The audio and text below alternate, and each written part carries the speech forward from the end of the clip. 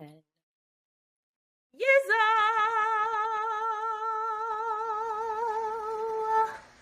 Good evening. happy Thursday or whatever. Hi. Hello. Hi. Antoinette, you go first. I really should not start this podcast this week. I promise you I should. Promise. My ghostwriter sent me some content, y'all. So I want to share. Yeah. I gotta get known him as my ghostwriter. I have to tell you what he said to me. He sent me. He's obsessed with TikTok. He's ahead of the curve. We gotta get on TikTok, Antoinette. Is it ahead of the curve or ahead of the curb? It's the curve, huh? Curb? Why would it be curved? Because everybody's lazy with how they pronounce it. No, and I always thought it was curve. You're ahead of the curve, not the curb. I was like, you're ahead of the curve. Like we always driving on the curve. That was dumb. Anyway. He's into TikTok. I think we should take some of our videos and put it on TikTok, but that's another conversation. I don't want to stress you out.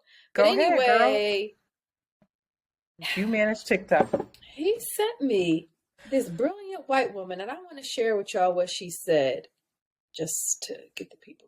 Oh my God. I want to dare you to have an interesting life, which means I want to dare you to take some risks, which means I want to invite you to bite off more than you can chew, but only with this frame. Every risk you take requires recovery in your body. Because every experience that involves a heightened emotional state is going to go along with a heightened physical state, which is another way to say that you need to build in time to integrate whatever crazy thing you've done in your body.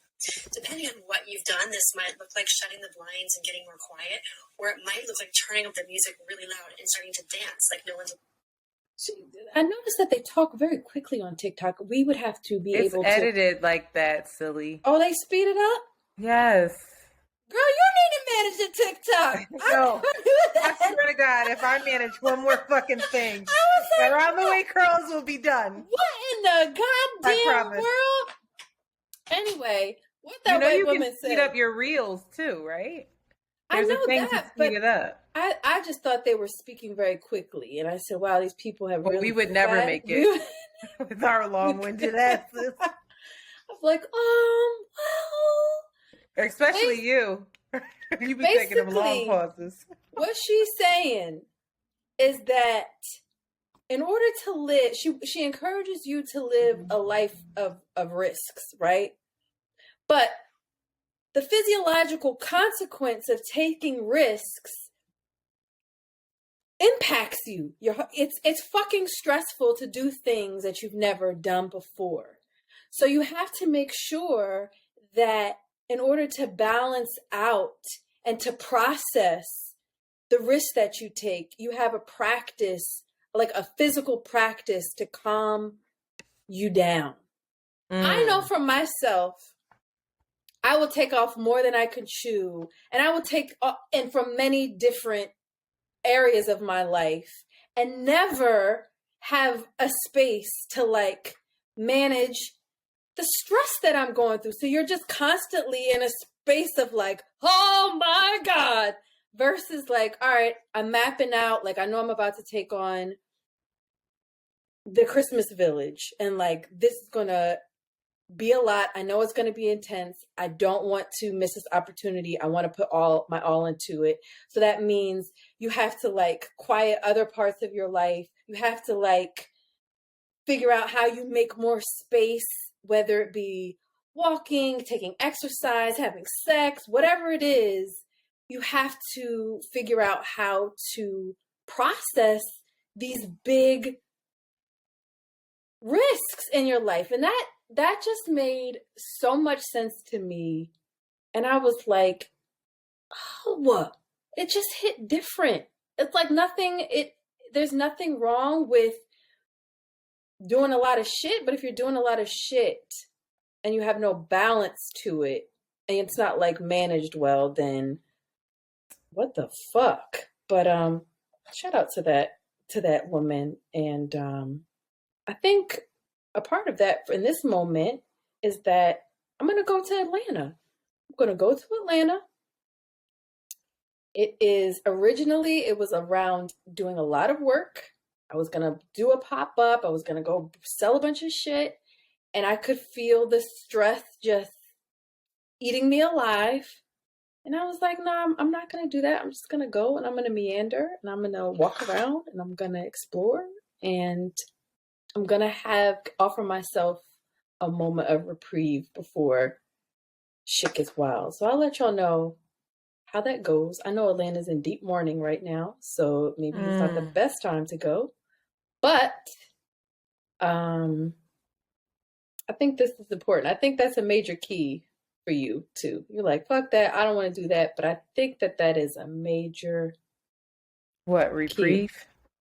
If the more that you take on, the more risk that you decidedly take, because everybody's like, oh, I gotta live when I do scary things, I feel alive. But it's like, are you offering yourself your body to process the risk that you take? But if you're taking on a huge thing while managing a bunch of other stuff, your body just does not have an opportunity to process what you did, to reflect on it, and to calm the fuck down.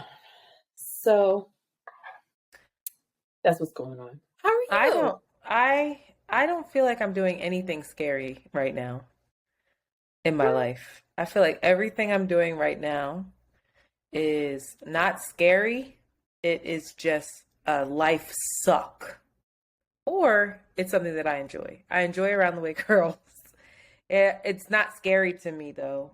I think what would be scary is like leaving the 9 to 5, and financially I can't. But right now I will be honest. I don't want to harp on this. I'm going to talk about it on Thursday a little more.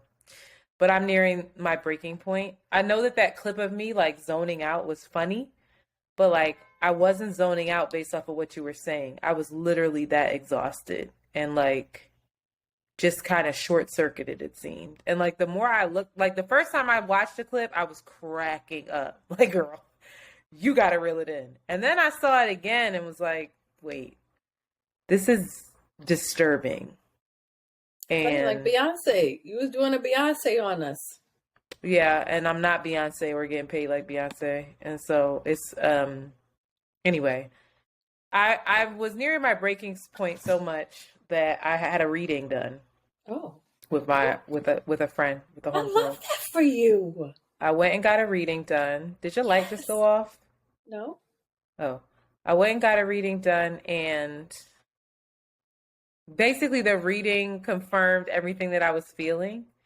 It basically said that right now is a time where I'm putting my head down and just working and grinding it out. Work has been awful. There's stuff going on with Around the Way Curls that we've needed to jump into action, and get things organized in a way. And just been taking it on. And I looked up and Wednesday came along and I hadn't left my house since Monday. Got a ticket on my car because I couldn't leave. I was working until 1 o'clock in the morning every night, starting at 8:30 in the morning and just going. And it's just no way to live.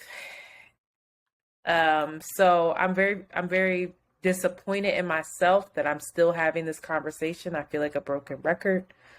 And so I'm trying not to judge myself. But anyway, the reading was helpful. The reading was saying that rest is coming, but I can't just say it. I have to do it. I have to do the thing. So even today around even late, it was late, but 7 o'clock, I had people reaching out to me because there's just all these fire drills right now at work. And I put up an out of office. And then they called and I did not answer. And it'll be there tomorrow. I can't solve it. And I just, even now, I feel like the girl on House of the Dragons, the girl that was picking at her skin. I'm sitting here doing that to my fingers. I need to chill out. Yeah, this morning I woke up at 5 o'clock in the morning with all this stuff on my head, and I just put the Calm app on and tried to meditate and get myself to go back down, and that worked. And then I overslept 5 minutes into a meeting. So I am not gonna sit here and say that I have not been struggling. I want to apologize to the patrons. The video has been going up later and later. I will work to rectify that. But yeah, it's been a struggle, and I I feel myself I feel like I want to cry right now because I'm just, it's just a lot. And I'm just managing it, but I'm so frustrated. Anyway, I'm doing the best that I absolutely can. And I'm not going to drop the ball with this because this is something that I love. So it's just like, all right, I just have to figure it out. And again, I think the thing that I can offer folks is that when this type of thing, when this comes to be, right, and you're met with this type of stress or whatever, like, I have to remind myself, this isn't your life. This is what's happening right now.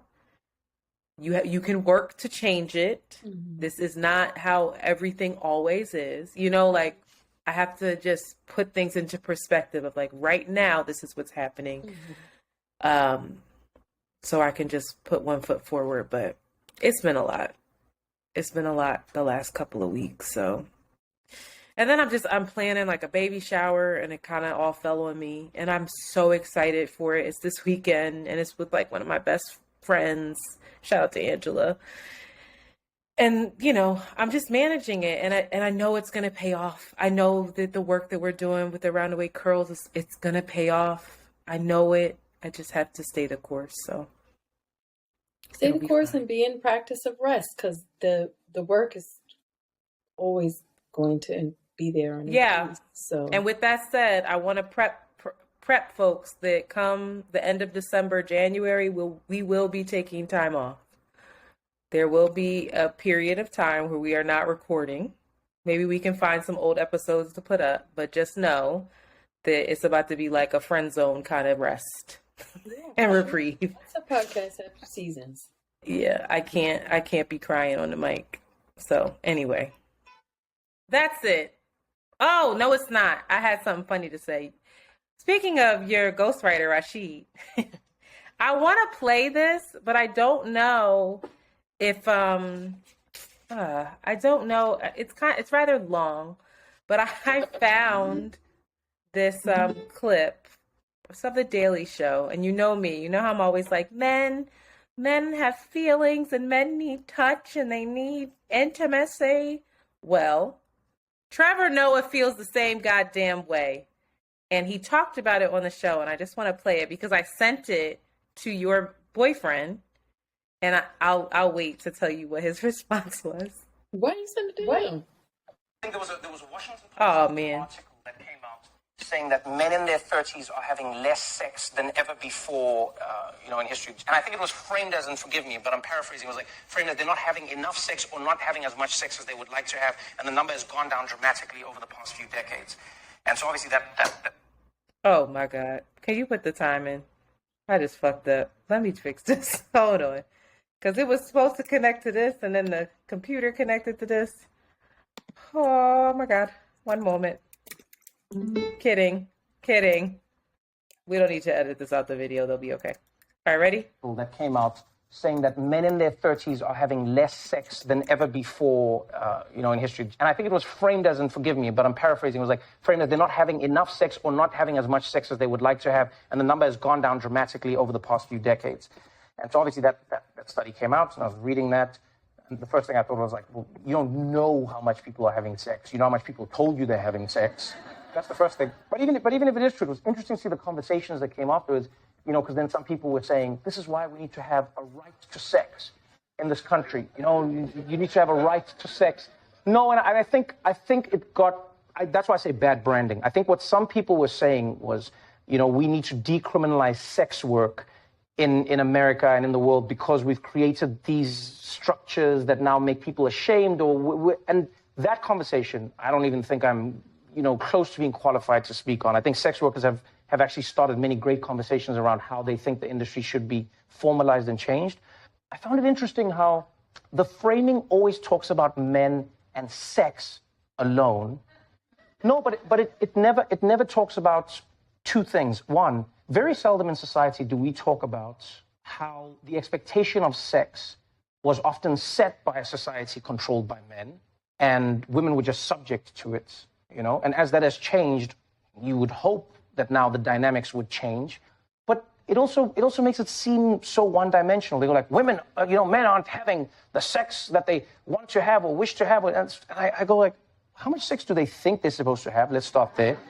Secondly, like, do they think they're entitled to the sex? And third, and most importantly for me, and I really feel like we don't speak about this enough, is people don't realize how often men are experiencing a lack of intimacy. And the only place that they can experience that intimacy is through sex. We've created a society where men are so afraid to be vulnerable with each other, to be, sensitive with each other, to care for each other, to love each other. Even saying that as a guy, you always have to change and be like, you can't just say, I love you. You have to be like, I love you, dog. You know what I mean? You got to throw it, like, you can't just say it. And it's interesting because that is where I do feel women have done a much better job of being there intimately for each other. Not sexually, but intimately. And I think we take for granted how much in society men who say sex is the thing they're not getting are actually struggling with a lack of companionship, of intimacy, of being in a space with a person where they're sharing, everything from serotonin to endorphins to what humans need to feel, And I will make sure I edit that clip so it's not that long. But I sent that because I remember you saying that Rashid brought up when we were talking about young boys and how all of a sudden they hit puberty and we stop hugging them, touching them, loving on them. And his response was,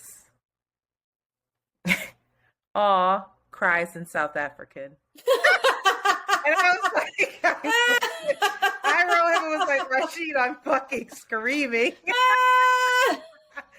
I can't stand him. But anyway, I know that it rang a bell, but I just really appreciated Trevor Noah. And he goes on and on to discuss it. But I think what was also interesting was the audience's response and how they were laughing. Mm-hmm. They couldn't even, they thought he was being funny and he was dead serious. So in the beginning they thought he was being funny and then they kept laughing even near the end. They keep going. Like that wasn't the end of the clip. He goes on to talk about like, what if a man, I think he says like, what if a man went up to another male friend and was like, yo, can you just like hold me? And they were like, ah, ha, ha, ha, ha, ha, ha. And he was like, and he didn't laugh. He said, well, no, really? Like, what if he did? Like, so anyway, shout out to Rashid. Shout out to his sense of humor. And shout out to him crying in South African. See, so stupid. Girls. Anyway, sorry. That's it. Forgive me. That's it. So for our hot shit, y'all may have noticed at the beginning of this episode, we have a new intro, which is very exciting. I did hear that people do miss the money and dicks, but I heard lots of great things about this intro. Of course you asked. You know what? And it irritates me that the 1 week that I'm like, we don't even talk about money or dicks. I'm talking about penises. So much dick. It annoyed me so much. To my core, it annoyed me. I was like, ooh. But I did not stay up all night editing that new one to hear no bullshit. Somebody called and said, oh my God, new intro.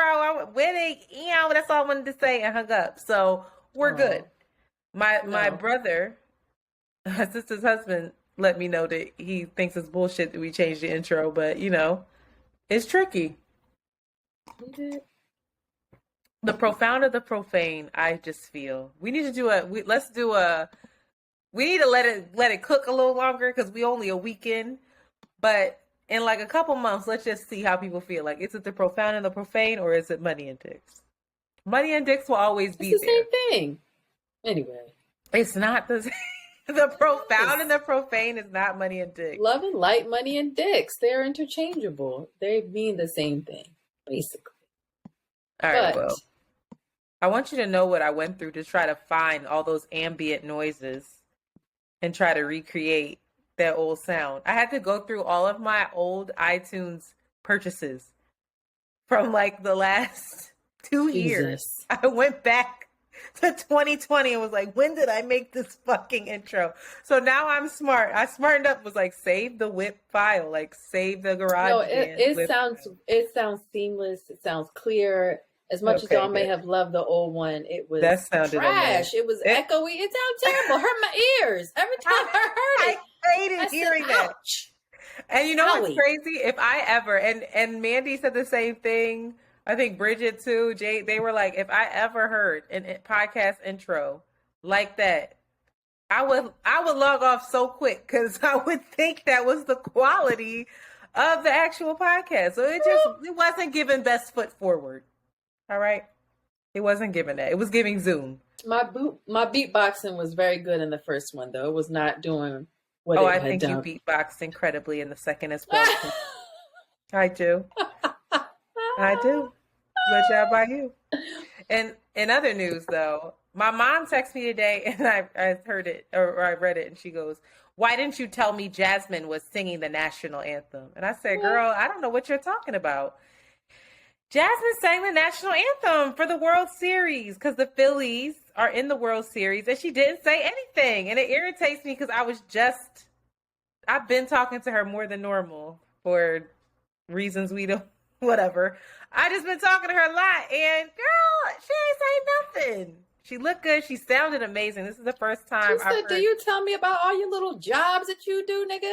This is a big deal job. The World Series is a huge, big deal. Like it's not just a random baseball game. Baseball. But anyway, she sounded beautiful. You should listen to it. She's done it for the Flyers alone before, but this time she really belted it out. I was like, oh, and she hits this run at the end. I said, bitch, slap your mother. But yeah, so shout out to that. I can't find it anywhere on YouTube, which is really annoying me. I mean, didn't it just drop? Didn't it come out today? Yeah, but the MBL should have posted it already. The NBL. Fire their social media Baseball person. League. Yeah. The MBL. N. Is it M? Ooh, child. I don't know. One of them. Interchangeable. Again. National Baseball League. But I thought it was Major Baseball League. No, it's the major leagues. But it's the national best. Child, if you got me telling you it, Let me look you fucking off. MBL. Is it MBL? Oh my God. It's MLB. See? Jesus be good journalism. Wait, Major League Baseball. I can't stand myself. Look at this. Congress. Let me tell you something real quick. I just got to check and put on my calendar. I don't know if we talked about this before, but I think that baseball players be the finest. Oh yeah, because they be Dominican. What? Fuck out of here! They fine as shit. No, the white men. Their body types are what I prefer. I feel like basketball players look like monsters. Like basketball players are literal. Look like monsters. They're like freaks of nature. They're like enormous. You need a point guard. It's like 6 foot. That's all. Generally, like if we were going to do a average, basketball players look like they're freaks of nature. Football players are too damn big. I'll take a running back or a wide receiver any day. But soccer players and baseball players, like their body ratio, they be fine. Listen, these little baseball players. It's the bill for me. It's not. It's the ethnicity for me. I be like, listen, y'all fine as y'all brown. Y'all in the. I thought you were Dominican. Let me tell you something. I don't black like you. I black like Miss. You tan. You be running. She said you tan and you be running. Wow. Like y'all fine. What the? And they had a little chains on. The chains. It's the chains on the bronze skin. Mommy. Lord, hallelujah.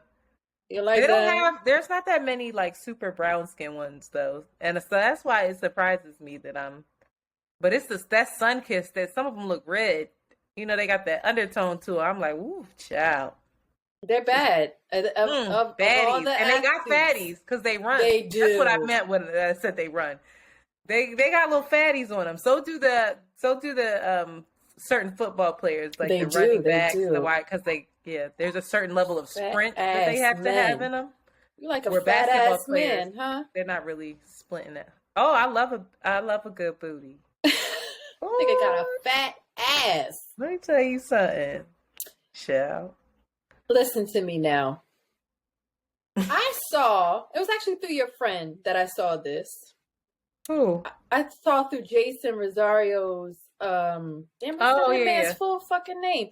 I saw on his social story. media that Salt dropped an album, and I was like, cool. That's whatever. Last night, I remembered it while I was in the middle of editing our podcast, and I was like, let me download this.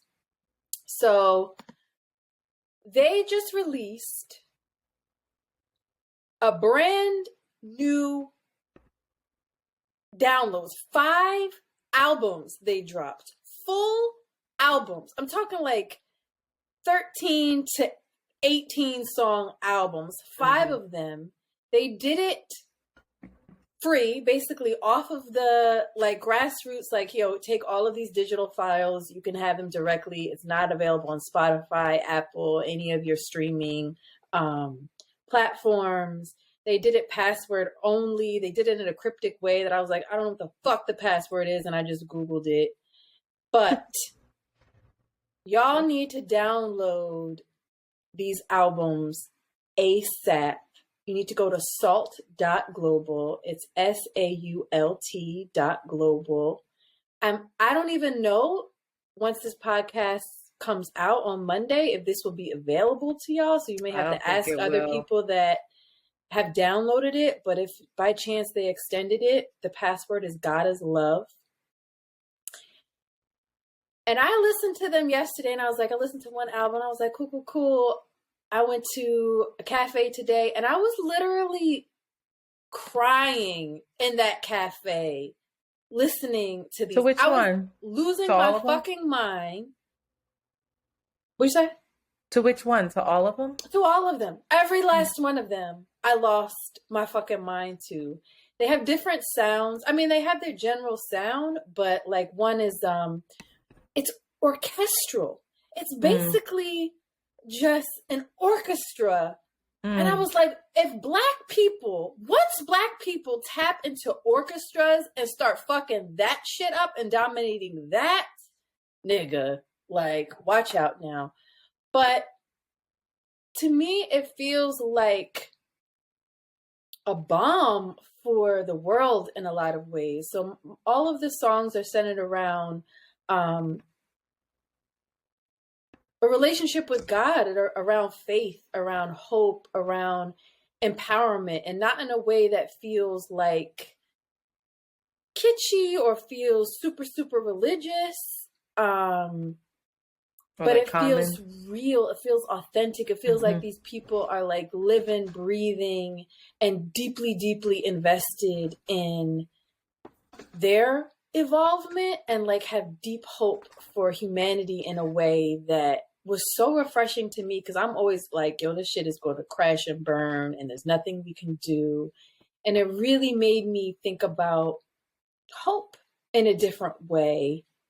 And y'all have to go download it. Maybe, I don't know, maybe I'm freaking the fuck out, but I'm just obsessed. If you guys aren't familiar with Salt, they're like an enigma. It's very secret. You don't actually know who's a part of the entire collective. Cleo Sol for sure is in it. And you can hear her voice all throughout it. But apparently, and I didn't know this, the project is helmed by producer Inflow. He's very popular for his work with Little Sims, Michael Kiwanuka, Cleo Sol, Jungle, and has worked with Adele as well. They're all from Britain. They have never played a live show. They've never given an interview. Like, they just put their work out. And them niggas are working. They're not playing with anybody. I was just like, these are masterpieces. Like, what? I haven't been that excited about music in a really, really long time, and like touched in the same way that I think Cleo Sol's last album felt really, really heartfelt. It feels like they are appealing. It's like a medium of prayer. That's what it felt like to me. It felt like a medium of fucking prayer. And I listened to some of it. I obviously didn't get a chance to listen to all of it with my schedule, but I think I'm gonna play it tonight. Oh, you take my bath. should. Yeah. It just gives you hope. And I was like, oh my God, this is amazing. Another hot news, The Best Man final chapters are streaming on Peacock starting in December, and everybody is back. We get Nia. Is this a show? Yeah, it's going to be a show. It's everybody. Everybody can't Morris be back because that Chestnut. lady died. What lady? Morris Chestnut's wife. I made that up. Didn't she die? In the last one. When they had the best. Oh, well, I mean, you know, the But characters. that's the movie, right? Yeah, not any of the real actors didn't die, right? Just the No, characters not died. in real life. Oh, I thought The that's what you meant. character. No, God. Taye Diggs is in there. I also have mixed toxic emotions around Taye Diggs. You know, he was like this theater guy, and like I didn't like him married to his white wife, but it feels like he's like You are I'm annoying. toxic. I got a lot of problems. I'm gonna work on it. You I fuck do. with Taye Diggs. Because I love He's his a kooky boo. social media. He is so himself in every way, and I really appreciated it. And I love his relationship He looks with like his they lady. have fun. They look like they have fun. I'm weary of Instagram couples, but I do like being a fly on the wall in their relationship. I Who really is do. it? That's Omarion's ex-wife. Yes, he never married her. It's his baby mom, and then she went out with his bandmate, and she dated Dr. Dre. Tricky. Oh. It's tricky over there. I don't know how she Best fools them. Good. That's a beautiful She cute. lady. She bad. She more than cute. She's fun too. I think it made sense why she got with Taye Diggs after we saw how corny Omarion was. It was like, oh, but Taye Diggs just feels like he's not trying to be cool, where Omarion still feels like he wants to be cool, but he's corny. If he just embraced how corny he was, it would work. But tricky. I didn't realize Omarion was that corny, not until recently. What did he do that That was versus was terrible. And then he just wouldn't stop. He just wouldn't stop. After the verses, he just wouldn't stop. With the watermelon and everything. It was just like, That what? was his brother with the watermelon. No, he did it on verses. You didn't watch verses. He brought his brother out and they both started eating the watermelon like that in the middle of the show. But Mario was eating his ass up on that verses. And Omarion couldn't sing live. Who knew? Anyway, shout out to Taye Diggs and his lady. I'm excited what's her name? for it. April? I'm excited for the show to come back. Yeah. It wasn't a show. It was a movie. Well, That's why the I'm movie. surprised. I'm it's a excited show. for the show to come back. It kicking off. These are elite Black actors. Okay, so I think it's going to be good, and I'm excited for it. Shout out to Nia Long coming through with the come through, showing up in the world. Nia stayed with her man. We all were flabbergasted. She said, Oh, did she? Yeah, Nia was like, what? She's Y'all like, could he go just ahead. made it out in the public. I do this. She was like, I'm a 50-year-old lady. Mind your business. We good. And I loved it. That's right. Like, huh? We're good. Say less. He about to get hired by the Nets. Anyway. Now, Here you speaking go. of throwbacks, Babyface is coming out with came out October 29th, Girls Night Out. Babyface says, I'm very excited about the upcoming album and everyone on it. The process for it reminded me of when I did Waiting to Exhale. And I'm excited for the world to hear. So he has all the young girls on it. He has Ari Lennox, Baby Tate, Ella Mai. Ella Mai or Ella Mai? Ella May, I think. Ella Mai. We don't know. You have all the young girls on it. I think what's her face is on it too. So Summer Summer It's Walker. I said Babyface. Where the fuck is Jazmine Sullivan? Thank you. Who I the saw it fuck was cares like, about this if you don't have Jazmine Sullivan on there? I was confused when I saw it. I said, wait. Don't you dare. I said He it said could he have had been the like queens Waiting of to Exhale. The If you current had all queens, the greats. The current queens of R&B is what he said. And then I looked and I said, it's giving no. Oh. I haven't listened to it. It's probably wonderful. Jazmine, she probably was like, no. No, Jazmine. Oh, you mean if he reached? No. She probably was like, I'm very busy with my project. It's too much. She was like, I'm busy sitting at home. Staring at the ceiling, child. I wish the best for them, this girls' night out, but it's giving girls. It's not giving young R&B women of this era that fuck it up. We old. Listen to it. It is. Who that, Ella May? What is she? Who that them kids? That's a country name, not Ella May. Every week we age ourselves more and more. I hear it too. It's like, it's giving girls. Like, well, no shit. Yeah, they're like 10 years younger than you. Speaking on these children. Is Chloe and them on it? Chloe and Haley? Maybe. That's even more of a slap of a face. That should have been. Jazmine must have said, no, I can't. No, won't do it. She didn't say no. Don't say that. Don't put that out there that she said no to Babyface. Well, there's a delay on your end, so I'm having a hard time doing this. I'm getting your audio a little late, so I'm talking over you as well. But politics, midterm elections, by the time this comes out, it comes out on Monday. Child, you got to vote on Tuesday. So tomorrow, make sure you vote. Lord Jesus, please. Also, New York being possibly going red is like blowing my mind right now. I can't even wrap my head around it. But New York, Pennsylvania, everyone, I know that we have people listening from all over the country and the world. Please make sure you exercise your right to vote if you can vote in this country. It is very important. We won't tell you who to vote for, but to the left. Okay. In other news, Nancy Pelosi's husband was attacked in his home. And I need to tell this story. I'm not a good storyteller today, obviously, but Mr. Pelosi was in his home sleeping in I think San Francisco, in a townhouse. Some crazy lunatic, I forgot his name too, uses a hammer, breaks into a back door that's like a glass door, comes in to the house, and Mr. Pelosi wakes up to this human staring at him. Terrifying.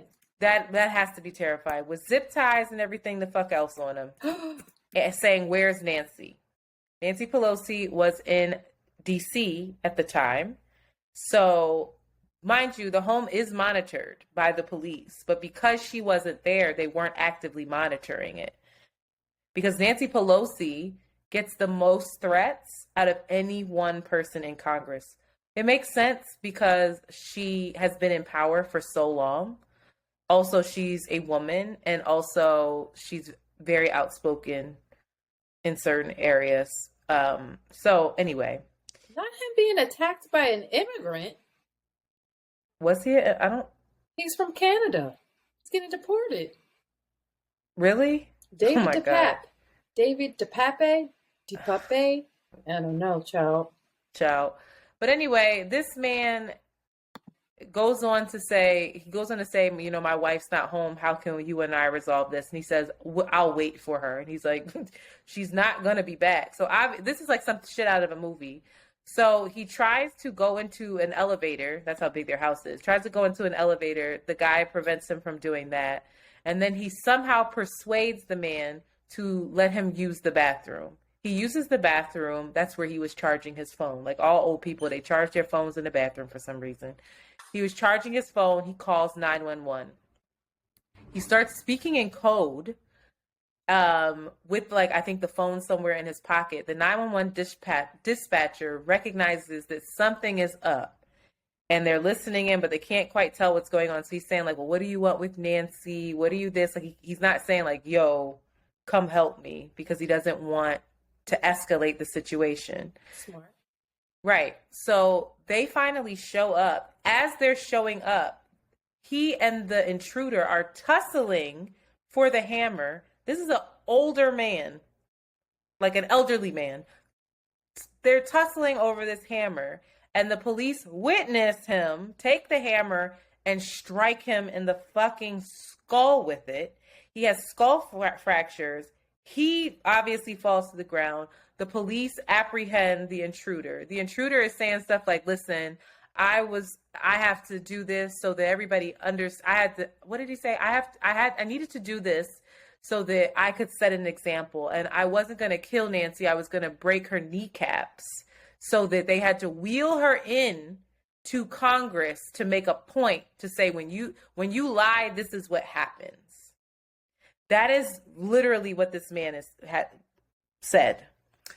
So now, thank God her husband lived. The worst part about all of this is that a bunch of Republicans, jackasses, are saying that this was a paid actor. Her husband is a paid actor somehow. The other guy's a paid actor, like a Jussie Smollett kind of thing, Smollett, and that she's doing this to get attention and to sway the midterm vote. I mean, what? I pay somebody to crack a hammer against my elderly husband? You gotta be fucking kidding me. So that is just the low of the low. And then you have this situation where you have the media where just this year, I just read that the Republican Party spent $200 million on ads to disparage Nancy Pelosi specifically, to target her. $200 million. You know what I could do with $200 million? I just can't. We pissing money out there. Like, what? So this is the state of affairs. This is a sad state of affairs. Also, Nancy, how old is Nancy Pelosi? I think she's at least 80 something. This lady needs to rest. Like, I get it. She's not everybody's fucking favorite. Rest. No, I'm serious. Like, I get that she is not everyone's favorite. But she has been doing this. She's 82 years old. She has been doing this work. And like for so long, for so fucking long. And now she has to deal with this. Someone attacks her husband. What did she say? Has she said anything? She said nothing so far. She's Nancy, probably just fucking worried about her husband. You need to stop.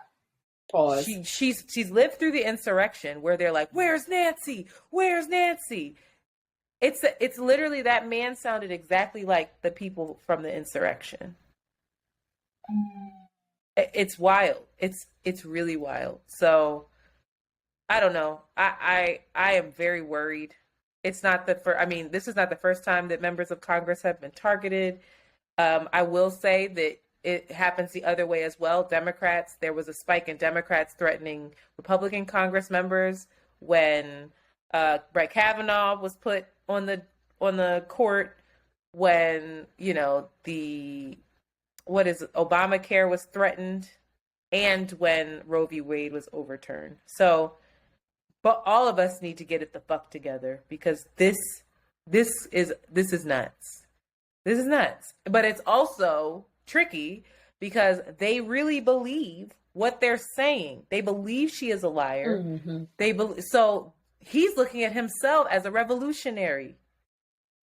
You see what I'm saying? Like, we're always like, you can't work within the system. You got to do this. You got to do that. It takes radical disobedience. It takes an uprising. That's tricky. Disruption. Yeah. Disruption. It up. That happens on both sides. Ciao.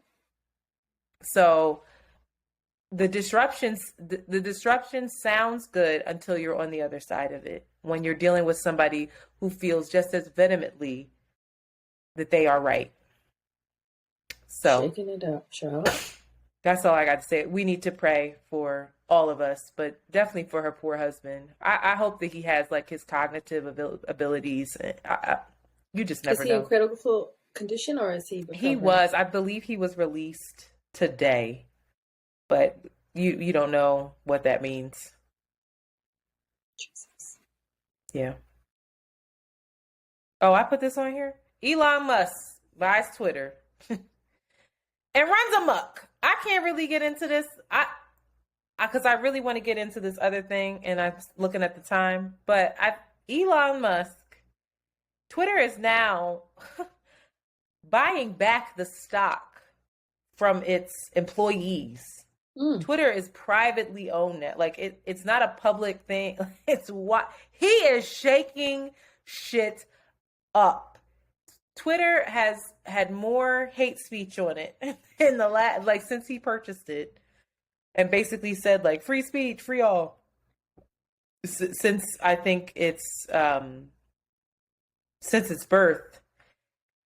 And then you have this billionaire saying he's going to charge people $8 a month for their blue check mark for their free speech, which is just it is incredible.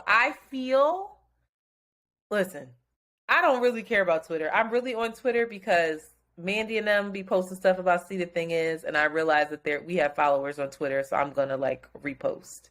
The only reason why I'm on Twitter is because of Black Twitter. I just need someone who has some tech savvy to just create our own space, because I really don't want to be on Twitter anymore. I feel so badly for the people that I know that work at Twitter. They don't know what the fuck is going on right now. And we'll just have to wait and buckle up. And I was reading about how this came to be, and I'll shut up, but Elon Musk, the final straw with Twitter was that he's becoming, when he first joined Twitter, he was tweeting like everybody else. Oh, wanted to work out today. Instead, I went to IHOP. Like shit like that. And then he started to realize like, oh, I can use this as a vehicle for my own celebrity, for advertising of my companies X, Y, and Z. And so he started to master how, like, the art of Twitter and his celebrity and advertising his companies on there, right? Then his political views start to become more and more aligned with the right, or at least empathetic to the right, right? And he's really frustrated by the idea of censorship. And so then you have Twitter taking a stand against Trump. Not just Trump. Trump was one of them after the insurrection, but it was, who's the guy? He was just on trial and had to pay all the Sandy Hook folks money. I forget his name, but him, like, they were ousting a lot of those kind of folks, and most of those folks were the right wing conspiracy theory. We believe in QAnon. You know, we believe that the Democrats are. Alex Jones, thank you. That the Democrats are, what is it? They have some sort of child prostitution ring. Yeah, like all that kind of stuff. And so he just felt like Twitter is starting to utilize too much power. Now they're becoming dangerous with the censorship, which I know a lot of people who don't disagree with that. And then he says, I've got it. I'm going to change it. I'm just going to buy it. But the thing that really pissed him off was that they kicked off a satirical right-wing cartoon. And like they posted these satirical right-wing cartoons with like stories, with some like copy. And he loved this outlet. He thought it was really witty. It was really funny. Even if he didn't agree politically, he thought it was funny. And when they got ousted, that was the final straw for him. Can you believe that? It's something out of Succession, where it's like this one thing he really likes and he has all this money. He's like, I'm going to buy it, change it, and bring my cartoon back. And he's changing the course of so many people's lives. All of these people that work at this institution, that use it for their business purposes. It's wild times right now. Apparently he just met with the head of some African-American, yada, yada, yada. I feel like Elon Musk is far more strategic than that. Like, I think he has the avatar that he plays off of, but I think I don't know. I think it's far more strategic. I think he's far more embedded and invested in surveillance than we let on, or he lets on to be. I don't know. I think he is too, but I think that he's winging this. I don't know. Who knows? Well, we'll see. I don't know why you would put he put a lot of fucking money. Well, he tried to get out of it, and then Twitter sued then he him. pushed forward. Yeah. No, Twitter sued him. And why then would Twitter do that? I don't understand. Because I guess they wanted the money.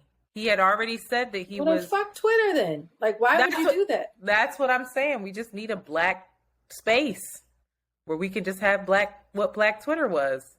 I don't know. But they sued him and was like, oh, no, you can't back out of this deal now. Yeah, I think he did something that he couldn't, like, legally. He knew he was going to lose. So he was like, I'm they not were going to waste money trying to have him not do it. Like, they were trying to figure out a way for him not to do it, and he kept pushing. Anyway, I don't remember that. I remember listening to a whole bunch of articles about it, but what, child? Prayers to Twitter. RIP to the Twitter that we knew and loved. Next up, and I'll try to be quick, affirmative action is not only under attack, but most likely about to be overruled by the Supreme Court. I'm putting $100 on it right now. That affirmative action is kaput. There is an argument, and again, I've been busy. I don't remember this man's name, but what's happening is there is a group, an Asian alliance, that is suing Harvard for discrimination. And basically their argument is that they had better test scores, that basically they were better students than some of the individuals that were selected to be in Harvard. And they feel that affirmative action works against them, right? They are being backed by a super right-wing white man. I can't remember his name right now, who's already made this argument, but he made this argument for white folks and lost.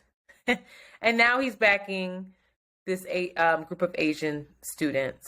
And so I was listening to the Supreme Court justices talk to the lawyer from Harvard, and the argument is that race doesn't correlate to one's experience or thought process. And so that's what the students are saying. And they're just saying, like, it's unconstitutional for race to be a part of the decision-making when it comes to admission. Justice Sotomayor proudly says that she is someone who benefited from affirmative action. She says that her test scores were not good enough to get into Princeton. She often says that she entered through the side door, but when she got there, she excelled. You have Judge Ketanji Brown Jackson. She is like, race as a classification for affirmative action is not the only item that's being viewed for admissions. Mm-hmm. So now you get into this conversation around what diversity is, right? Because affirmative action was put into place, to be clear, not to right the wrongs of our history. It was put into place so that universities, their education would be richer. They felt that if you have a university that is reflective of the country, from all different students with different backgrounds, that you would have a richer educational experience. I also want to point out, just really quickly, that the people that benefit the most from affirmative action, just like welfare, are white women. But we don't want to talk about that. This conversation, Ketanji Brown Jackson was saying, there's so many other factors. We think about legacy. Legacy means that means somebody else in that family went to that university. That is considered. Donations are considered. If you are going to donate a library to the school, maybe your kid gets in, which I think is fucked up. Sports, athletic ability is considered. Talent is considered. Then you get into what diversity is. Socioeconomic status,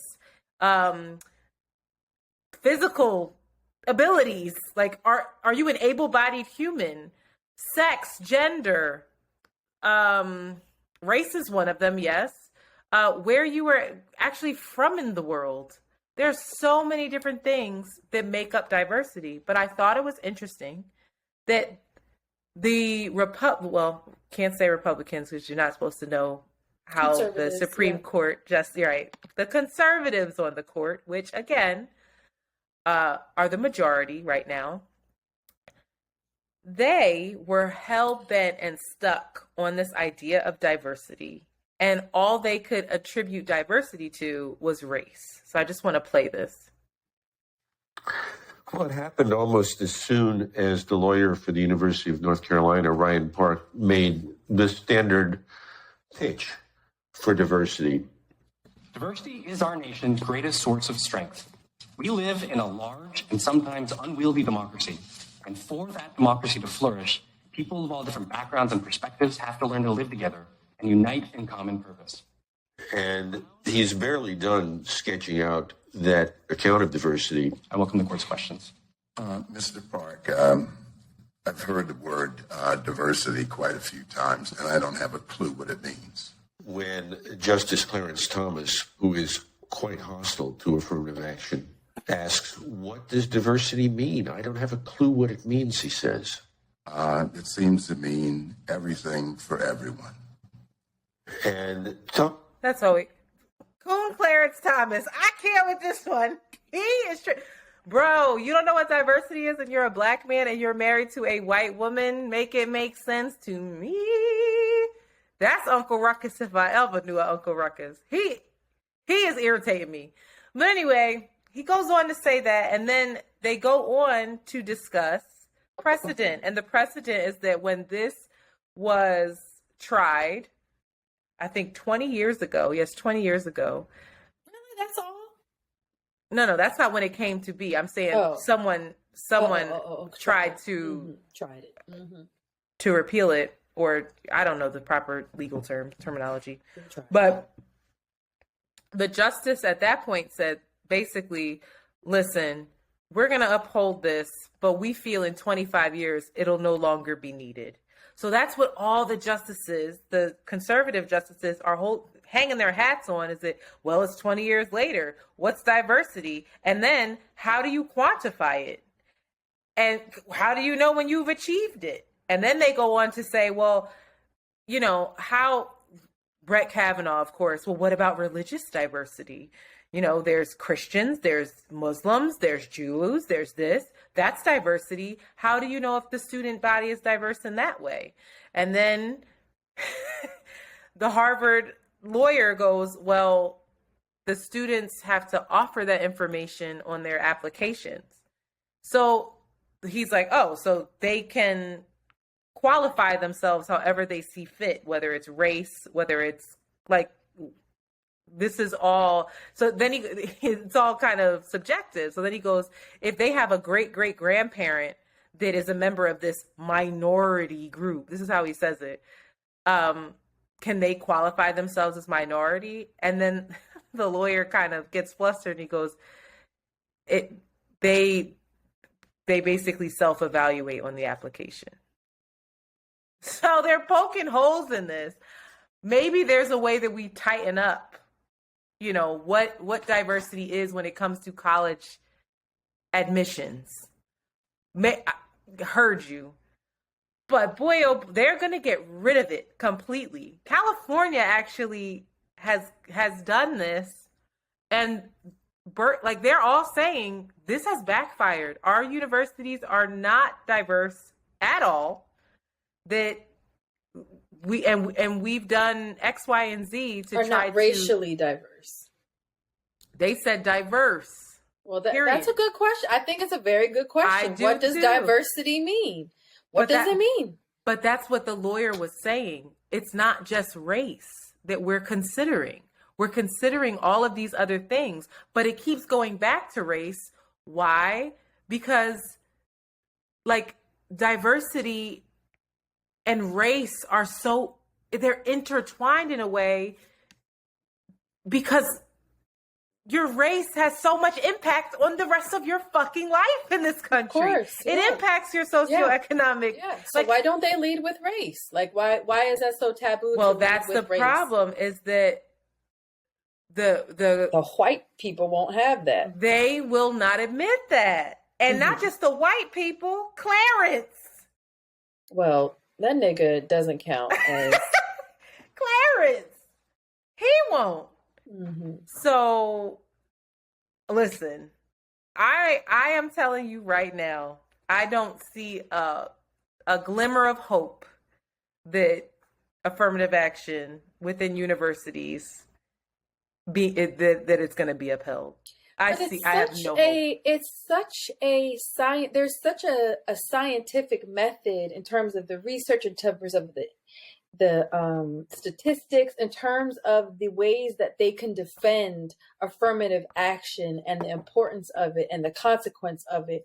Why? But where there's are the not. lawyers that can defend that? You should if listen they make to it it. clear, if they make it a tight discussion around race, if they make it a tight discussion around disparity. You got to realize you are a lawyer presenting to the Supreme Court justices. These are the baddest motherfuckers in the land when it comes to lawyers and judges. They're going to poke holes in anything and everything that you say if they want to.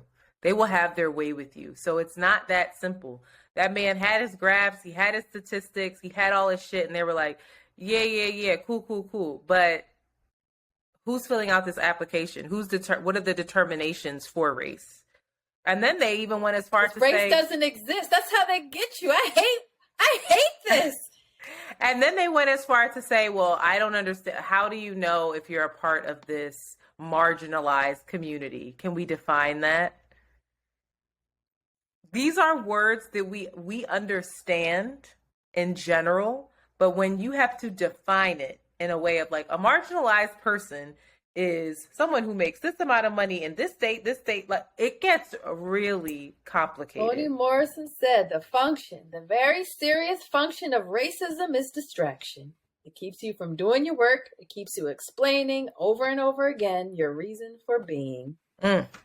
Child, I think Marcus Garvey we're just supposed to leave. We're not supposed to be here. It's getting clearer and clearer. We're not supposed to mix the races. And we're not supposed to be here because this is a shit show.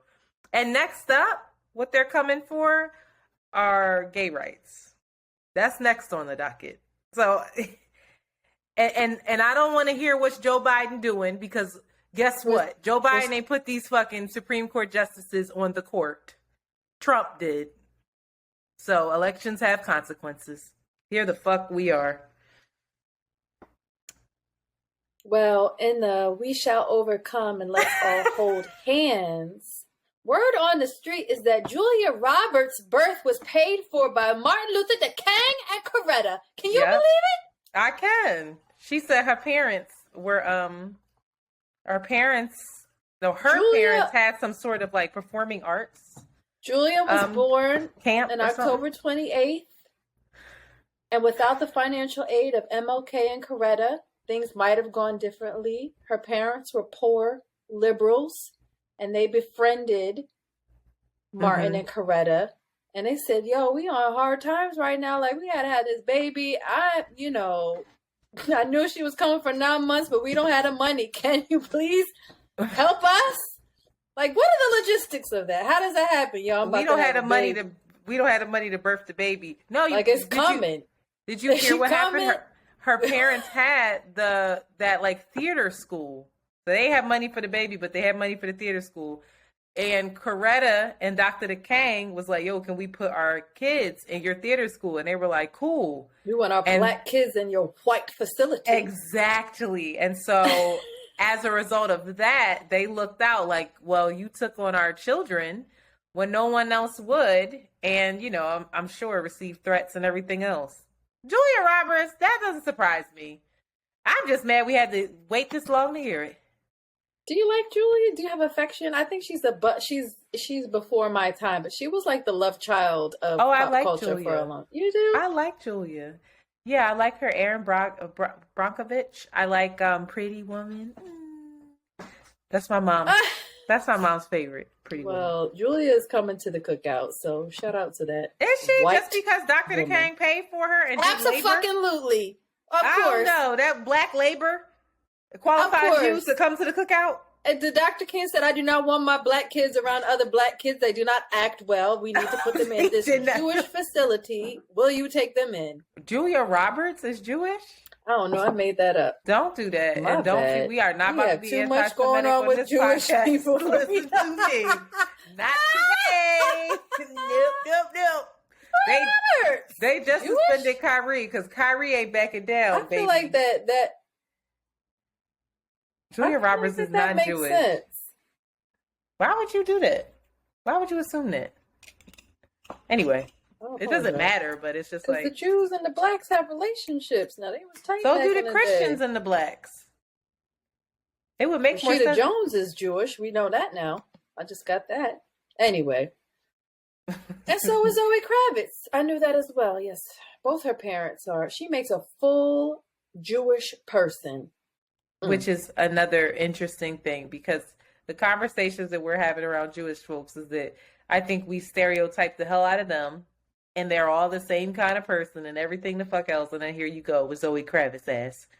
So what? I don't understand what you just said. Because I feel all of this, anyway, I don't want to get into it, but it's a lot of like backlash around Jewish folks. And I feel like when we think about Jewish folks, we have a very particular idea of who they are, what they look like, how they function in the world. Conditioning is conditioned. I apologize. Huh? I was shocked to know that Paula Abdul is Jewish as well, from Syria. This is what I'm saying. Let's fucking go, Paula. There's also Jewish folks. Speaking of, I won't say his name, but I have a friend of mine who recently went to Israel and met. There's Jewish Ethiopians. There's Jewish Ghanaians. There's Jewish Nigerians. So Ethiopians are the original Jews. Didn't you hear that? Come on now, you don't really follow Dr. Umar real. Like, you ain't a real student from Dr. Umar. The Semites, the original men. The original Jews. Don't do this. East Africa. I don't know enough about it, but all I know is we need to broaden our horizons when it comes to our Jewish brother and sister. Listen, you know how I feel about Larry the motherfucker David, okay? I got nothing but love for you. You understand? But that's what when we think of Jewish folks, that's who we think about. Larry David. You know, like a typical white Jewish No, I don't think of Paula Abdul. I don't think But we should, is my point. Well, should we? Your brain's not wired that way. It's actually a scientific survival mechanism for us to make these generalizations. Like a nigga got sharp teeth, fangs, big body. He's going to kill me. Oh, your body's wired. Like, you're just wired to be like, this is dangerous. Black person, I might be scared. That's just how. That's how they're wired. Oh my God. I don't know. It's not a good thing, but it's a terrible thing, and that is my point. That's the way humans are wired. Exactly. Look at Clarence the Coon Thomas. You would think that he would feel differently. Come on, it's survival. But here we go. Now. Tribalism. What's wrong with the bull? I know. The fuck? Fall in line. He said, "Not on what Kanye say? Be a sheep. Be a part of the pack. What you doing?" That's terrible. It's tricky because, again, we all think we're right. We all think we're right. Maybe that's the name of this episode. We all fucking think we're right. Clarence thinks he's right, or maybe he doesn't. I really don't know at this Which point. makes you have to doubt yourself, because if these niggas think that that's right and I think I'm right, who's right? God is like, none of y'all. That's why I'm heating this motherfucker up. I'm starting over. This is all wrong. Y'all don't get it. God is water. Y'all niggas is like worried about other shit. Like, what? Diversity? Like, I flourish on diversity, and you guys are over here freaking the fuck out. Trying to define it instead of just living it.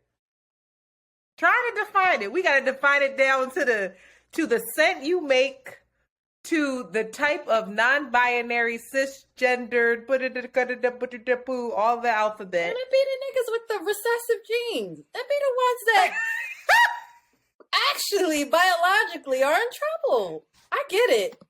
Yeah, we gotta bring back Francis, the ISIS papers. I don't see enough TikToks on ISIS papers. Francis Cress Welsing was speaking that hot shit on the ISIS. Where are the talking points? Where are the hot topics about Francis Cress Welsing? Because those were some hot topics. You know what? I think that you need to lead us in a conversation on the ISIS papers. I'm dead ass serious. We should. That's a lot of work. She goes in. Well, she goes into why we call each other baby. She's like, you infanticize. And what is it? How you say? I don't know. You're making the black man into a child by calling him baby. That's why y'all can't be calling each other baby, because you're making the black man into a child. Francis, Frances would Also, not why like is your Bay. name Francis? What should her name be? I don't know. That's irritating. I don't like. That woman did not play. But anyway. Shout out to Dwayne Julia Wade's- Roberts. Shout out to Julia Roberts. She coming to the cookout. She definitely putting raisins and apples in her potato salad and fucking it up. Well, her Julia was the wide-ass first smile. one. And Harry Armpit. She was the first one to just have a. She was like, Ooh. "Fuck your aesthetic. I'm coming on the red carpet with a full grown." I think you made afro. that up. No, girl. I'll never forget it. Google it. Was it. on the whites on News flabbergasted. They were like, Julia Really? Roberts. Look at this. Julia Roberts' hair under her arms. Petty. Is that what you're Googling right I have no fucking. Yep. She had on a red dress. The bitch went on the red carpet and waving. Girl, if you can see this bitch. Let me Google You it. gotta just all y'all gotta do. Julia Roberts, hair under arms, and you see it. That bitch ain't put her arm down not once. She did it on purpose. Oh, she did. She Julia waved said, at everybody. Fuck your standards. What is fucking Wow, armpit hair it's to long a god? arm hair too. You know who brought me here? Ooh. Coretta. She did that on purpose. She Shout out to her. did. Put your fucking arm down. Why you do your hair and not shave your arms, girl? Anyway, First of all, shout out to her. don't I be the do one. that because I didn't see your arms My a couple arms times be and been wolfing. shocked. Shocked. Wolfing. But we all think we're right. There was a reason why you did that. This is I a was very horrified. interesting case of who's right, who's wrong. Oh, God. Dwayne Wade's ex-wife has filed a petition objecting legally changing the name and gender of their daughter, Zaya, alleging that the former NBA star is positioned to profit from the change and expressing concerns that he may be pressuring Zaya for financial gain. Now, Dwayne Wade is in Africa with his wife who hasn't aged a bit. She's about 59 years old. She looks so goddamn She's just good. turned 50, I think. That bitch old and gorgeous. He's in Africa celebrating his black melanated Where in queen. Africa? Africa is a continent. South not a country. Africa. Okay. And he had to go on the interwebs and be like, listen, bitch. He said, while none of us are surprised by Savon's attempt to fight Zaya's identity and her unwavering attempt to drag my name through the mud, I'm very disappointed that she continuously finds ways of centering herself and her needs without regard to her children. He said, Zaya was in class when this bullshit came out, and this kid has maintained a 4.0 GPA in honors class while her mom is hating and bringing all this unsolicited and harmful attention to her gender and sexuality. And the mother's not committed to listening to her, much less even knowing her. You gotta put the ether beat under that, cause he was like, bitch, you don't even know her. You don't even take care of her. Who are you? Who are you? I will say, Dwayne Wade did win custody of his children and custody of his sister's kids. So it's giving. It's the giving, possibility girl, is that the parent, he knows how to parent a little bit now. Those kids look happy. They look healthy. Moisturized. Them fucking kids moisturized, glowing. Glowing. But it did bring up something that I have no right or wrong answer to. I don't know what Zaya's desires are in terms of any medical procedures. I think it's just desire to have the birth certificate amended to have the name and the gender changed, which doesn't require it doesn't require any like medical documentation, but it does require the parents to both agree to it under the age of 18. And so a lot of people are saying, first of all, I just want to say that I think that Savon needs to mind her business in this. Okay? I feel like her daughter's Dwayne her Wade, business, though. A daughter is her business, but not if you're not like present in a way. You know what I mean? Like, not you not being present, not being around her, and the only focus and attention that you're giving her is around you trying to control her identity. Mm-hmm. And not like, you don't even know that she's in honors class. Like, you have no desire to know her aside from according to in Dwayne. a control way. But according to Savon, you know, her opinion is that the child's too young to be making these decisions around their children are too young to be making decisions under the age of 18 around their identity, their sexuality, especially around medical procedures, hormonal procedures, and that, like, give it a beat. Like, the kid's frontal cortex isn't even fully developed. Like, no one's denying them of their possibility. These aren't Savon's words, but I've been reading and trying to form my own thoughts around it. Like, let them live and have their pronouns, you know, change and regard them, the identity that they want to be regarded as, but like take a beat when it comes to any kind of medical intervention. Let the child grow. And so I guess the question is, do we need life experiences to make decisions around identity and our sexuality? And I was trying to think in my head, the only thing that I could think of in terms of medical intervention is around like cosmetic surgery, which often is deeply connected to people's identity, deeply connected to the way that they want to be seen, their self-esteem. And there's no age requirement. You don't have to be 25 to get that done. If you're under the age of 18, you need your parents' consent, but there's no like psychological or medical mandates around, oh, the child's too young to be making these decisions. And I don't know. I have no idea. I have no idea what it feels like to not feel like I'm in my right body. Mm-hmm. I think that I don't know what to think. I think that's a difficult one. And I guess you have to give it up for the people that are having the fucking experience, right? Yeah, I mean, I also think children are different. I also have children are different, or these children are different. Every child is different. So to say like, do you need life experience? Do you need that? Do you need this? Some kids will know exactly who they are and who they're not. 2, 3 is word. Exactly. Yeah. And some kids, you can see in them that they're flailing a little bit and they're like figuring it out. And it's like, I don't want you to make any decisions that are permanent while you're still very much figuring it out. Zaya seems very clear of who Zaya is. Right. And she has been steadfast in that, you know? And I don't think it's easy to choose to be her. And she's choosing that. Word. Because that's who she the fuck is. And so and you have to with listen to that too. Yeah. Yeah, like you have to listen to that. And also I hesitate to say this, but like ain't nothing can't be undone. Now it can't. Like it. Yeah, for some of these procedures, you ain't no going back there now. Ain't no going back. Well, not the procedures, but this birth certificate thing. Like, give it a break. Like, all right, relax. Like, I miss the Porter Dwayne Wade. Prayers, protection. I mean, again, that's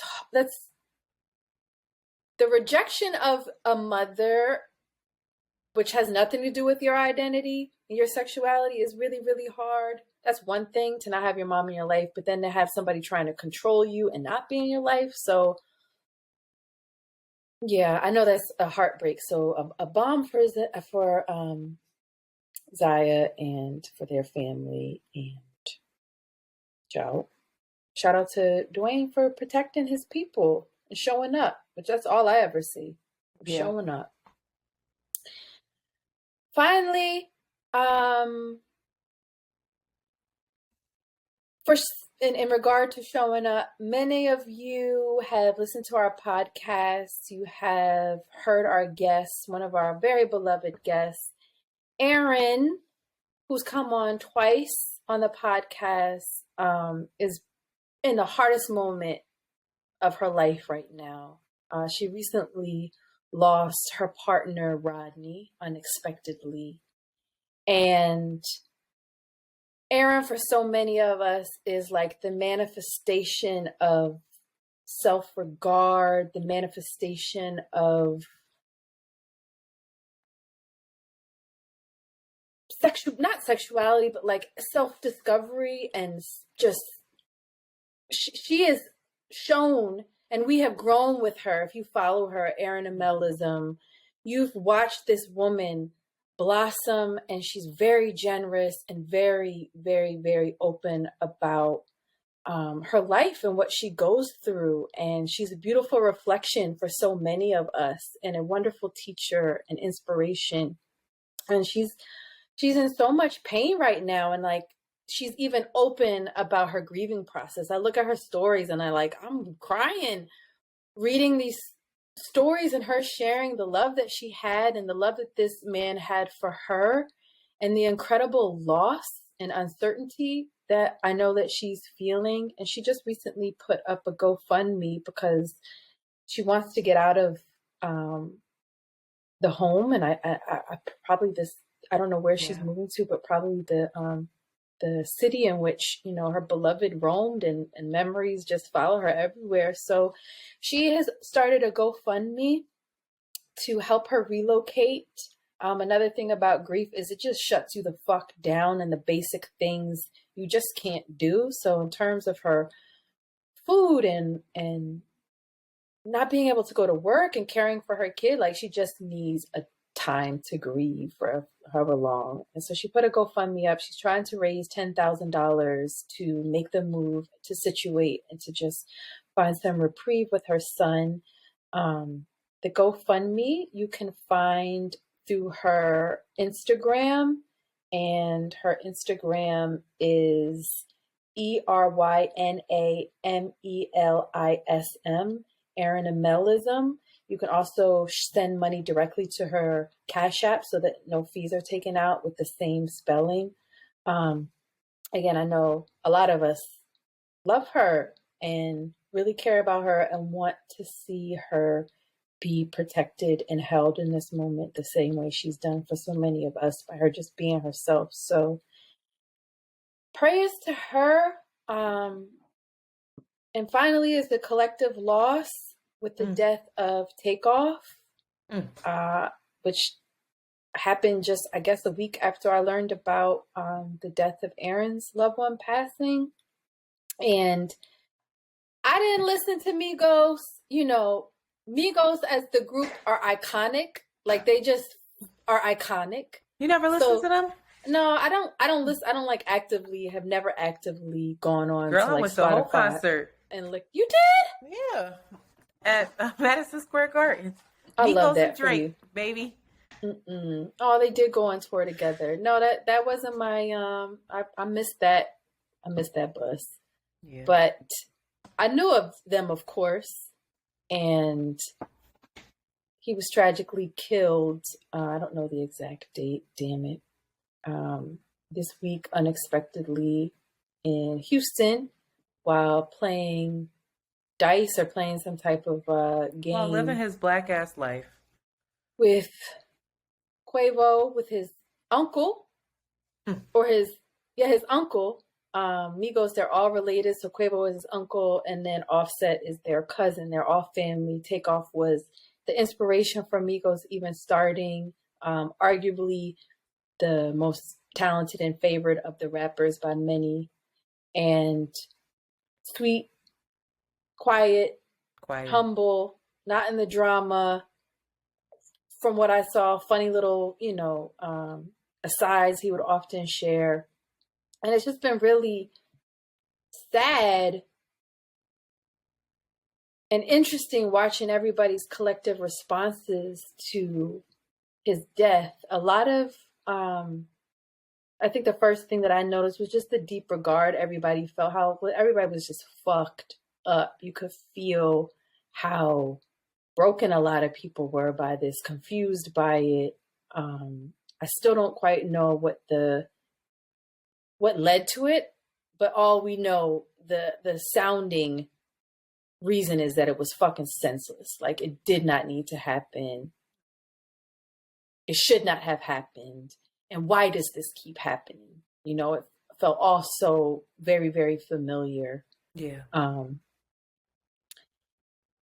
I've been watching everybody's response to it, and there's this protective response that a lot of Black men are sharing.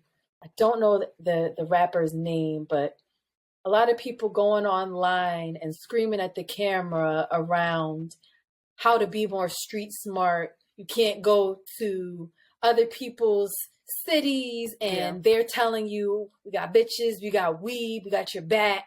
And then you put your fucking defense down and then they catch you, you know, you can't slip. There's that resounding. There's people just feeling really protective around his legacy, his identity. E! News fucked up and misidentified him as Offset, and the community was really angered. But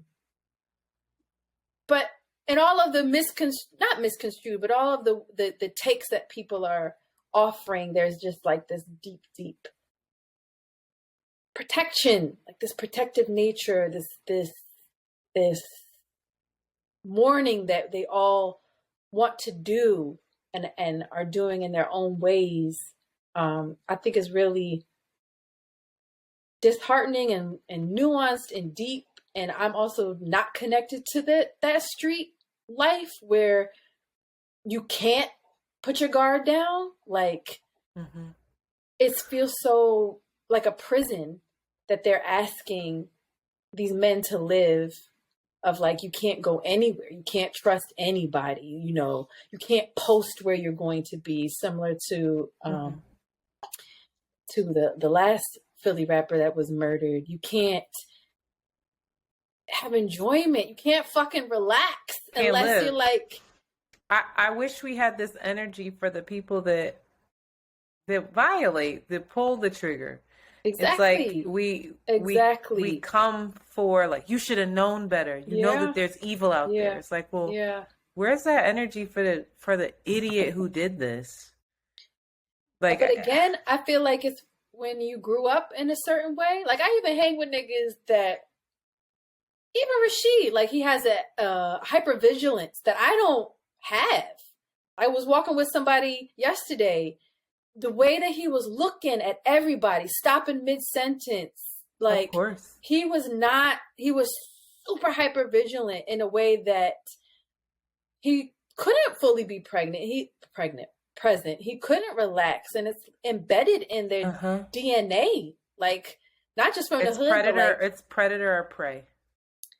And it is absolutely a prison. I will say, in Philly, I would hope that you are walking around a little bit more vigilant, but not in the way that he was acting. No, I mean, I'm not in North Philly either, but like, regardless of where he was, like, I'm at a cafe in West Philly, you know, surrounded by niggas with one green sock and one blue sock. Like, we say that, but there's a certain amount of privilege too. I think that's what I'm saying. I'm not connected. That's not my experience. I remember being out with.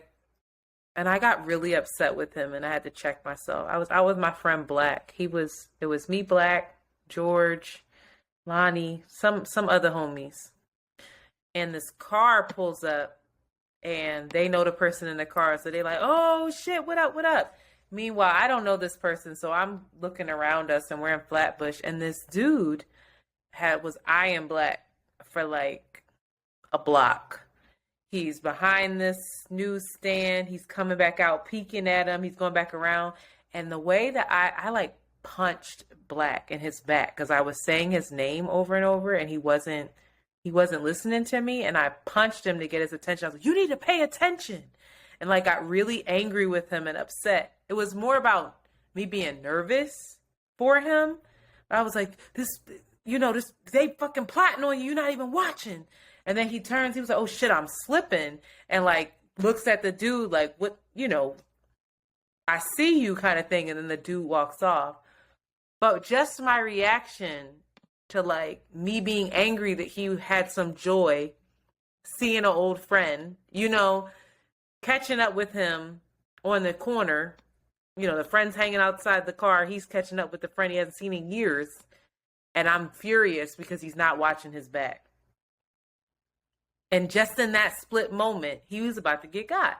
Robbed or something. He had some fly shit on and about to be robbed. And I realized afterwards, like, oh man, I don't know how I would have done that differently because I was trying to protect him, but I also know it's not his fault. So there's this thing where we talk about it and we're like, well, where's the energy for and energetically, I think there should be space where we hold these people who violate and who are the predators and murderers accountable. But then you also have to deal with reality that they exist. Like that man, whoever you were walking down the street with, is dealing with that reality in a way that we're not. Of course. And it's just... The responses to this is protective measure that's like you can't slip, but also like you can't slip. Like, which is inhumane. Yes. It doesn't, that's not... Yes, it's necessary, but the fact that that's necessary and the fact that hypervigilance is perpetuated probably since slavery time is exhausting. Oh, since before that. And awful. It's just like, it's not how one should live. And it also just shows, again, how vulnerable Black men are and how keen to how vulnerable they are. And that comes off as hard and tough. It comes off as, but it's actually, they know how fucking, right, you hit the nail on the head, how vulnerable they are. Aleem Smith, brilliant artist, yesterday night, he did the cover art for this season for Atlanta. He's from Delaware. I admire him very greatly. He is also a beautiful writer. He shared this about Takeoff. This was very painful to wake up to because I really fuck with Takeoff. A lot of times when we respond to death, it's not about the person we lost. It's about all of the fears, insecurities, and the uncomfortable reminder of how not infinite our time on this planet is. I've never met Takeoff a day in my life, and I didn't have to for his life to impact mine. I didn't have to meet Malcolm X or Martin to cry about their death. I didn't need to meet Pac or Big. I don't need to list the amount of inspirational Black men who have been murdered because I walk around with that list written on my heart every day. I heard a quote yesterday that was like, a lot of people aren't afraid to die. People are more so afraid to die for no reason. Mm-hmm. And this shit is becoming so senseless. It's just spooky. It's discouraging. One of my deepest fears growing up was being murdered for being great. That fear actually made me delay my trajectory and pursuit of my dreams tremendously. Because in my mind, success for a Black man was tethered to murder. I delayed my potential because I thought if I created value out of myself, someone would want to take that value off of the face of the earth. And when I seen that Takeoff was murdered at 28, it immediately triggered that feeling of, yep, fuck being successful or known for anything. And then a friend called me and reaffirmed that fear by sharing that he had the same one. Then I remembered, fuck my fears, I have to celebrate this man's life, and immediately played the song T-Shirt. And Takeoff said, yeah, I'ma feed my family, nigga. Ain't no way around it. Ain't never gonna let up, nigga. Nigga, God showed me my talent. So there's this also this underlying thing that's happening that I think a lot of young Black men, whether they're conscious of it or not, is that they're shrinking themselves. They're not taking up space. They're not showing up with their talents, with they're deadening their desire and the possibilities in themselves, because the bigger they are, the bigger the target that they are. Yeah. The more that they're the less accessible and the more alienated they are from other niggas that are dealing with that own cycle of self-esteem and confidence and like living in this defeat. And it just broke my heart and also offered a lot of insight into we're like frustrated with men in a lot of ways, or Black men in a lot of ways, but I don't even think we're always tapped into what they're carrying. And they don't even know what they're carrying. Like, why won't you show up? Because I might die. That part. The fuck? Why won't you be responsible? Why won't you show us your talents, your beauty? You're so beautiful, because I might fucking die. What? That's it. And that is another way in which they need to be humanized. That a lot of that is rooted in fear and in sadness and pain. And they're just so vulnerable. And then it's like it's like what's it called? It's the juxtaposition of like their vulnerability, their fragility. And then they play out this masculine thing where they go and shoot somebody for no fucking reason. Like, what? In the psychosis? It hurt me. It made me really sad.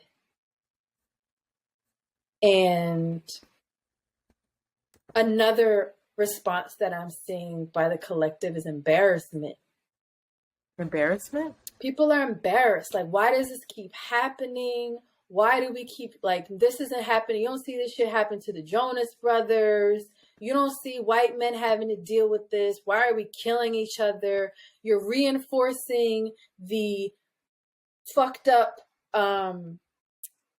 theory that all of these, again, to go back to what we just talked about, these people that like don't want to see race, but also figure out how to poke holes, try to figure out this snide ways of showing how Black people are just like inferior, like Black on Black crime, Kanye West statement, but you don't see, all our music is lower chakra and we're fucking killing each other. So there's like this collective grimace of like, fuck, like, why are we doing this again? That's super nuanced, and it's not, it can never be explained by just, we're aggressive and out just killing each other just because, as if, the history of America doesn't play a part on this cycle that's happening. But that's been interesting to watch. And I know I felt it in myself a little bit, like, no, like, why? What the fuck? Why does this keep happening? And then you feel kind of discouraged. I feel like there's like there's no, I don't know how we know how to grieve. I think that is wildly not true to think that Black people in particular in America don't know how to grieve, because like that's just what has had to happen. But also, I don't know how it's being processed. I don't know. It just feels like discouragement. Like, where does that go? How do you like energetically bounce back from that in a way where you don't feel discouraged? I don't know. This episode is really long, but and I don't want to be long-winded. Another aspect of this is just forgiveness, and I really feel for Offset because they were on the outs. Oh, I know. They were on the outs when this happened, and imagine how that kind of unresolved energy, and then he's taken.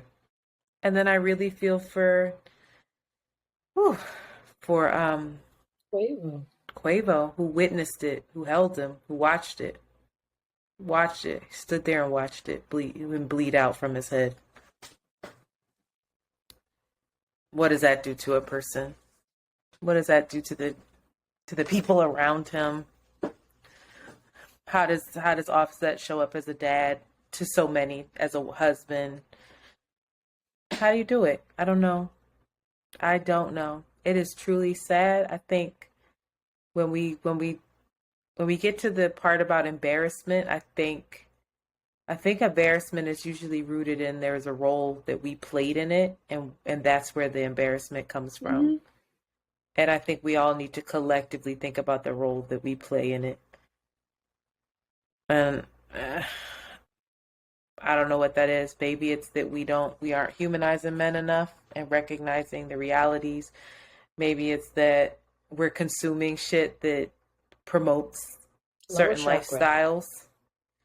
You know, the Jonas Brothers aren't promoting this. The Jonas Brothers aren't promoting this. So that they're not calling that energy towards them. Even, whatever. I really think that y'all should listen to Salt's all the albums, because I feel like energetically what they're offering is hope in a real way. And I love that we are on, Martin Luther King is on this as well.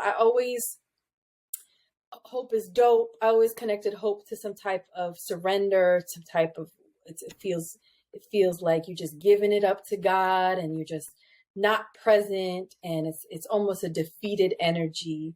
But in listening to that album, I had like a come to Jesus moment of how powerful, how active, how embodied hope is, how hope is like prayer, it's like defiance, it is so important, and we need it so badly in this moment. And that is going to be something that I'm really trying to practice in my life, of what hope means to me in a space that we feel so defeated and so discouraged, and not just kind of like, it's like, yeah, hands on my knees praying, but also like,